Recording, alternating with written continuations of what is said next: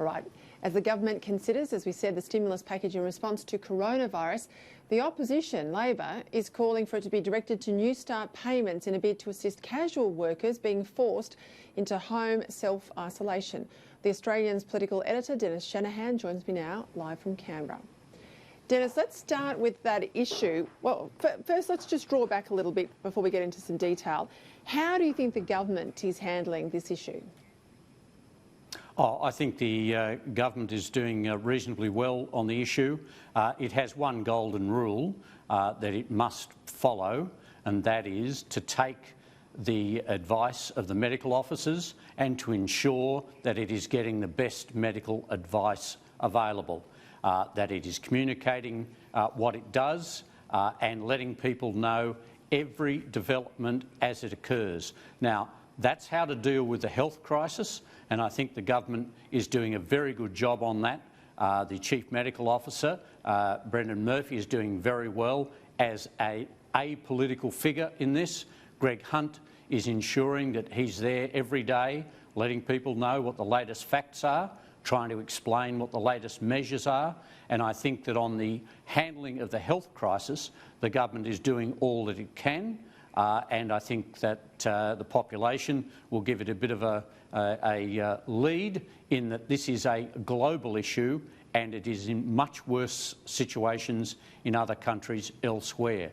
The Dennis, economic that's the question, easy part. Yep. Yeah, well, you're going to get to it now. That's right.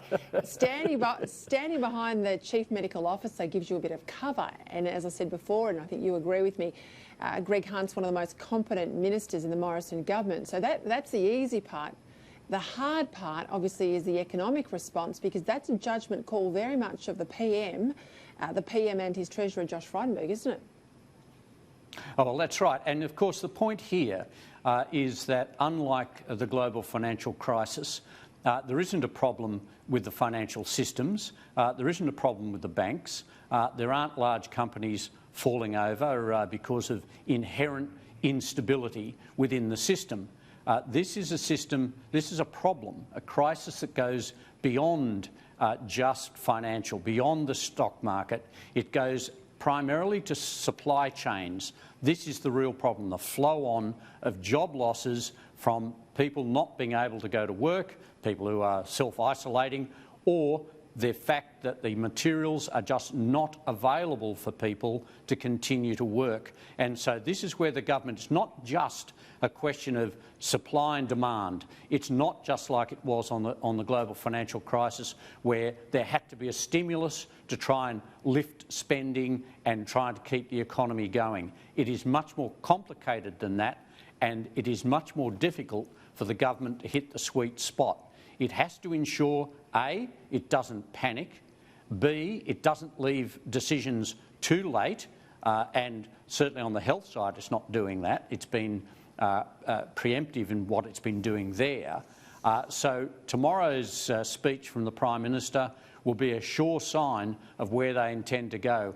And again, just as is a question with the health side, on the economic side, the government has to do what is best. They can't play politics. They can't try and hold on to the budget surplus, which clearly they're not. And it does seem like they are deciding to spend enough money to try and have an impact. Where that money is spent is the big question. How much of it is infrastructure spending, and what is the ratio to actually getting money into consumers' hands so that they can continue to spend, continue to keep retail going and continue to give business confidence.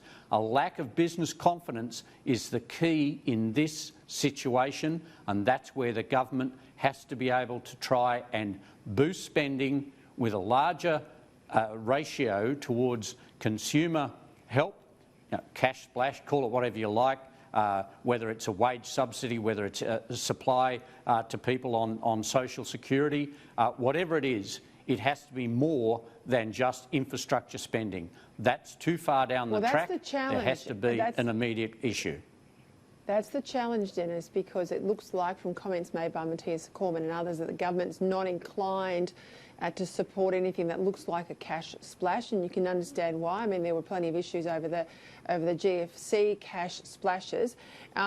Labor are concerned about casual workers and people that will be stood down from their work because their business or their factory, let's say, is not in full operation mode because of coronavirus, or indeed workers contract coronavirus and they're sent home for a period of self-isolation. If they haven't got sick leave to use up, and obviously casual workers don't, the unions and Labor say, well, we want them to get the dole. We want them to be on New Start benefits. In addition to calls we've heard in the last couple of days that New Start should be increased. Now, we're only talking about $10 million. We want it to do all of these things and increase New Start, which is a lot more than $10 billion, and we want money in infrastructure. So you know, the trick here, or the challenge for the government, is the prioritisation. And they'll get one or two goes at this. Well, they'll certainly get the May budget, but they'll get one shot out of the locker here. It's got to work because no one in the coalition wants a recession on their watch. Well, that may be the case, but it does look like there's a very good chance of that. So what the government has to now do is say, how do we manage it? And this is the issue. Scott Morrison has said we're not going to solve a previous problem in reference to the global financial crisis. He's quite right. This is a different problem. But nor can the government allow itself to be gun-shy about trying to introduce stimulus because they criticised the Rudd government and Julia Gillard for trying to extend the stimulus. It may well be that this does require extended stimulus. The big problem is we don't know how long it's going to go on. And while it is substantially different to the global financial crisis, the element of cash spending or consumer-targeted spending has to be at the top of the list. And the government can't start to play politics itself by saying, oh, well, we don't want to make the same error that Labor made. Labor's first cash splash was supported by the coalition in opposition during the GFC. Now, the government should think about that, and it should not be afraid to err on the side of making a mistake. It's better to overshoot than undershoot on this issue, because if they overshoot, people won't hold it against them. If they undershoot and we go into recession and the recession is longer as a result, they'll be punished for undershooting because they were gun-shy. They have to actually address this. That's right. Yeah, you're absolutely right.